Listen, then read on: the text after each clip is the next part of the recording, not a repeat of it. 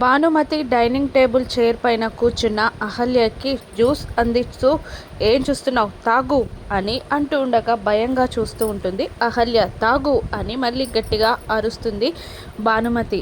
Ahalya juice glass అందుకొని ఒక్క SIP వేయగానే గౌతమ్తో భానుమతి నువ్వెళ్ళి కార్తీ అది జ్యూస్ తాగి వస్తుంది అనగానే సంతోషంగా వాళ్ళ బామ్మకి ముద్దు పెడుతూ అక్కడి నుండి నవ్వుకుంటూ వెళ్ళిపోతాడు గౌతమ్.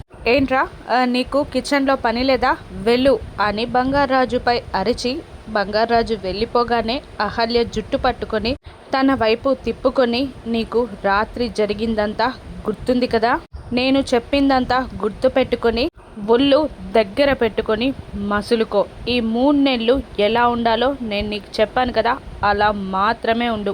3 నెలల తర్వాత మా వారసుని మాకప్పగించి నువ్వు వెళ్ళిపోవాలి. అలా కాదని ఏదైనా పిచ్చి వేషాలు వేసినా ఈ 3 నెలలలో ఏదైనా చేసినా కూడా నువ్వు బ్రతికుండగానే నీ చర్మం ఒలిచేస్తా అని అహల్య జుట్టు పట్టుకొని భానుమతి బెదిరిస్తూ ఉంటుంది. అహల్య భయంతో అలాగే అన్నట్టు తల ఊపుతూ ఉంటుంది. కిచెన్లో నుండి చూస్తున్న బంగారాజు ఇది చేస్తే పీడ పోతుంది అని భానుమతిని చూస్తూ అనుకుంటూ గౌతమ్ బాబు వచ్చాక ఈవిడ గూర్చి అన్నీ చెప్పి తేల్చేయాలి అని అనుకుంటాడు. ఇక జ్యూస్ తాగి అహల్య అక్కడి నుండి వెళ్ళిపోతుంది. వెళ్తున్న భానుమతి అహల్యని కోపంగా చూస్తుంది. బంగారాజు గౌతమ్కి నిజం చెప్పేస్తాడా? రాను ఎపిసోడ్స్లో చూద్దాం. Thank you for watching.